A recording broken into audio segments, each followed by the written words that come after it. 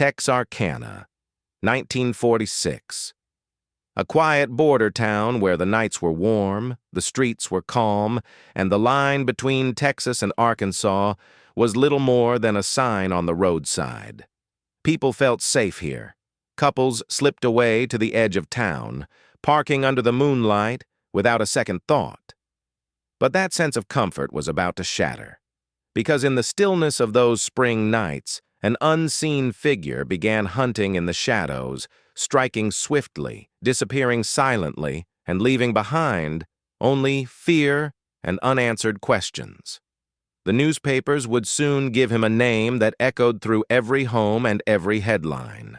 The Phantom Killer, the mysterious assailant who turned peaceful back roads into places of dread. February 1946. Just weeks before the terror would earn a name.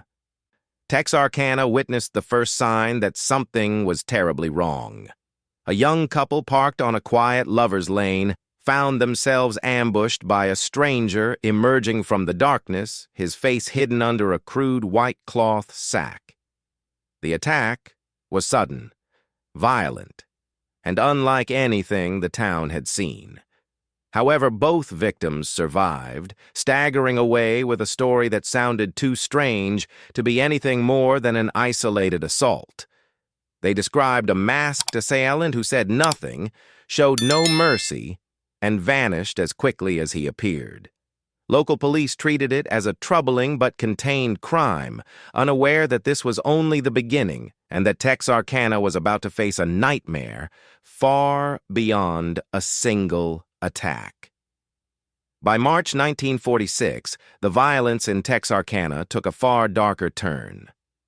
What began as a strange assault on a lonely road erupted into a series of calculated shootings, each one more chilling than the last.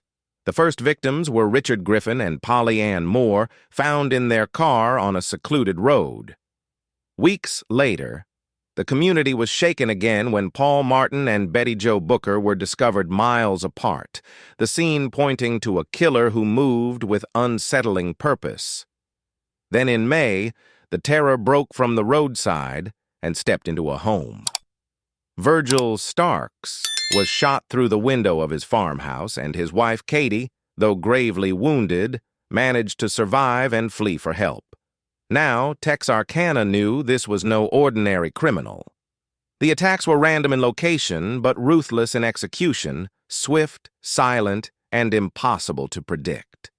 Panic tightened its grip on the town, and every empty road, every dark window, felt like a warning that the phantom could strike again at any moment. As the attacks mounted, Texarkana's fear turned into action.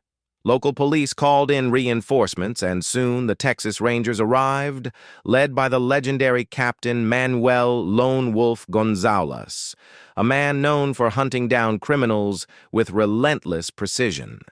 His presence alone told the town that this threat was unlike anything they had faced before. Under his direction, Texarkana transformed overnight. Curfews swept across the city. Roadblocks appeared on highways and dirt roads alike. Armed patrols moved through neighborhoods with searchlights cutting across the darkness.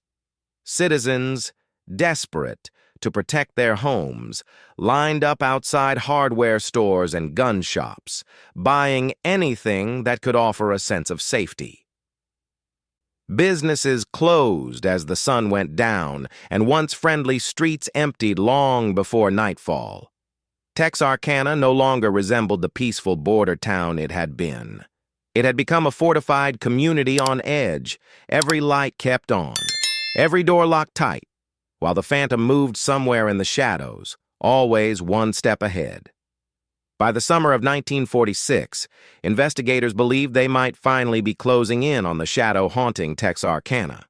In July, police arrested a local car thief named U.L. Swinney, a drifter with a long record and a history of slipping in and out of trouble. What caught their attention wasn't just his crimes, it was what his wife told them. In a series of unsettling statements, she appeared to describe details that lined up with the attacks. To investigators, it felt like the first real crack in the Phantom's mask. But there was a problem. Under the law at the time, a spouse's statements couldn't be used against her husband in court. The words that might have solved the case were suddenly off limits. Swinney was sent to prison, but only for unrelated offenses. Even so, many officers, Texas Rangers included, quietly believed they had their man. But belief wasn't enough. No fingerprints, no weapon, no physical evidence ever tied him to the killings. As the attacks continued, the story of Texarkana's terror leapt far beyond the state line. National newspapers seized on every detail, splashing dramatic headlines across their pages and giving the mystery its enduring title: The Texarkana Moonlight Murders. With each new report, the legend of the Phantom grew larger, darker, and harder to escape. The impact on the town was immediate. Drive-in theaters that once buzzed with weekend crowds shut down early. Businesses locked their doors long before dusk.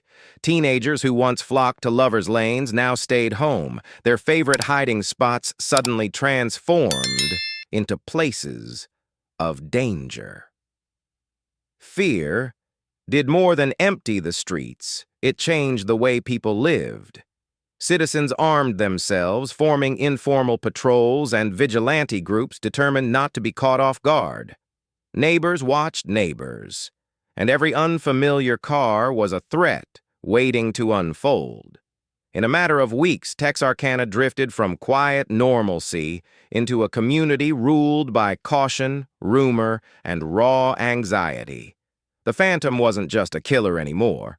He had become a presence felt in every shadow. Just as suddenly as the terror began, it stopped. After May 1946, the Phantom's trail went silent. No more attacks. No more mysterious footprints in the dirt.